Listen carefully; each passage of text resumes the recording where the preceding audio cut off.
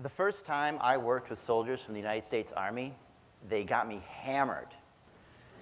They had a very simple trick. They took my drink when it was about halfway done and removed it and replaced it with a full one. It was in this way. I had about 8 or 9 whiskeys the night before working with them. I ended up with my head underneath the bar with a captain yelling into my ear. And luckily, the night ended late enough that no one was awake to witness me crawling back to my room. I wake up the next morning, I take about a bottle of Advil, and I go upstairs. And lo and behold, there are all the soldiers from the night before. And they're sitting up and they're staring straight. And it was only later I understood that this ability was a prerequisite for being an officer in the United States Army. And I must have mentioned the hero's journey the night before, not that I had any way of remembering this, because one of the soldiers asked me if I could elaborate. And it was in this way that I ended up talking to a room full of combat veterans from Iraq and Afghanistan about what happens when the warrior archetype meets the destroyer archetype. And what happens when you meet the destroyer is you lose something. You lose something of great preciousness to you, of value. You maybe even lose what is meaningful in life, what your purpose in life is. And the room became incredibly heavy because this was a group of people who were acutely aware of their relationship to the destroyer. But what was even more powerful was that they didn't know there was a way out. They didn't know the journey continued. And I got to tell them about the lover. I got to tell them that there was a way that they could rediscover their passion, rediscover their life force and energy. And in this way, they could recreate themselves, birth themselves anew, and from that place, they could return. And they could return as a ruler of themselves. And I left that presentation thinking I was the greatest person on earth.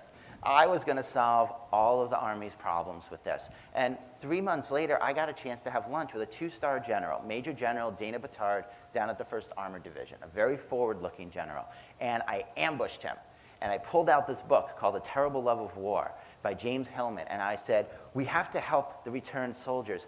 They are initiates. They have gone to another place, a different realm. They have touched the divine. Because war is not something of ordinary reality. War is something that exists in the mythic reality. And we have to help them integrate this experience of having touched the divine so that they can return. And the way to do that is the hero's journey. And lo and behold, if he doesn't say okay.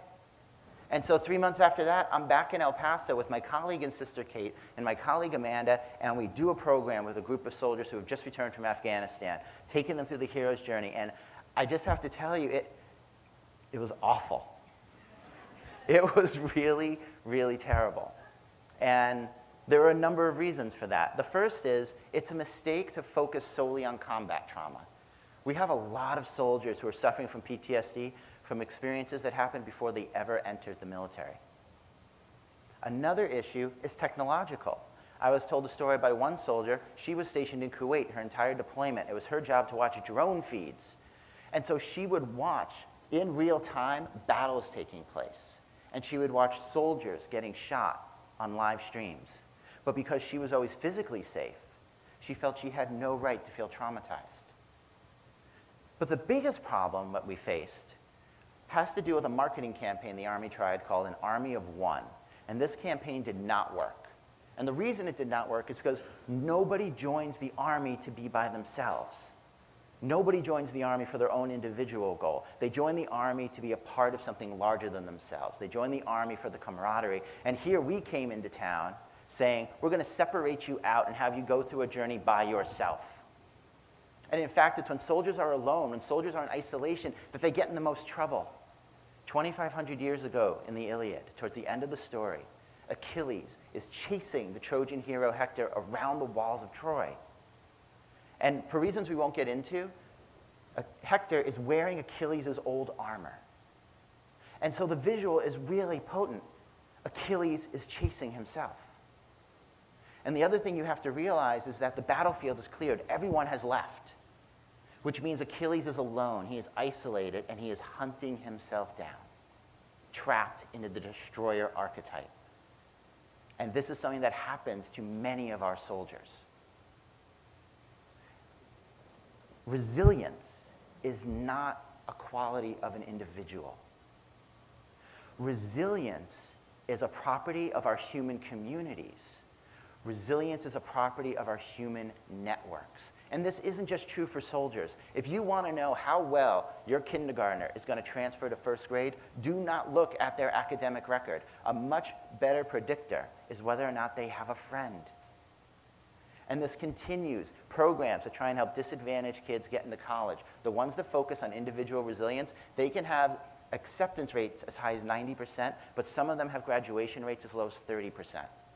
However, programs that put kids together into groups of 10 and have those groups go to college together, they'll have graduation rates as high as 90%.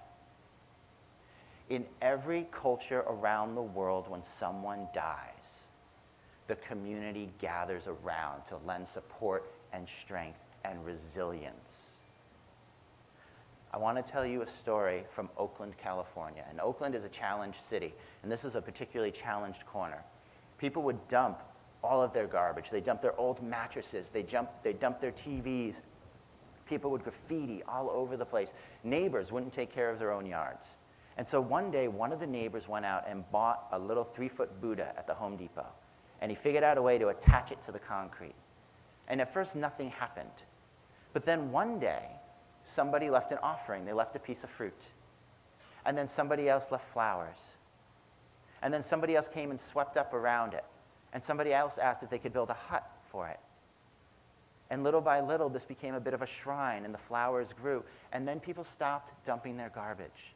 The mattresses disappeared. People stopped graffitiing the area. The neighbors started to clean up their own yards. Buddha taught that we are all connected, that we all must take care of one another, that this concept that we are separated is an illusion. And when soldiers are on the battlefield itself acts as the Buddha. They know they are in this together. They need to take care of each other. And they do. When they're deployed, soldiers have an amazing support network. And then they come home and it dissolves. Because coming home is supposed to be easy. And it's not. So that's why we're going back to El Paso, to the 1st Armored Division, and we're trying again, only this time we're doing it differently. We're not going to pull them out of their culture, separate them, get them isolated, and say, take your hero's journey. Instead, we're going to encourage them to take their hero's journeys together.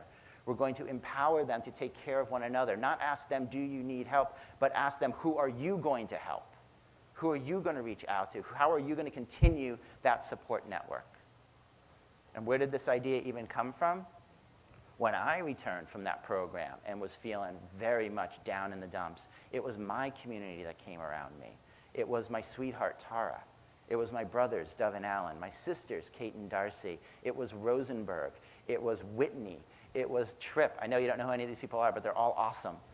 It was retired Colonel Steve Rutkoff. It was Major Ryan Krantz. It was Ori. It was Court. It was Lisa.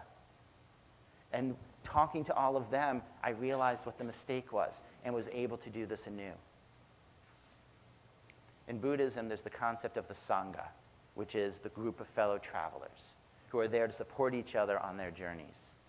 In Judaism, there's the minyan. There are certain prayers, certain rituals you are not allowed to perform without a group there. And on the one hand, religions understand that these groups give us support and strength, but there's something even deeper going on, which is that religions understand that if you're going to touch the divine, you need to be supported in that group. And our soldiers have touched the divine. They have walked into that other realm. They have gone through a world of death and have come back alive. And the help they need to complete that journey, to finish their initiation, to return, is the help of one another. Every story gives you its answer in the beginning. You just don't know it.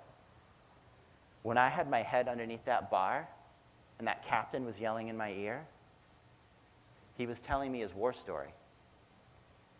It was in the cacophony, surrounded by his fellow soldiers who knew his experience, that he felt safe to share it. Our journeys only end when we return. We only become heroes when we return. And what we always forget is that we can only return together. Thank you.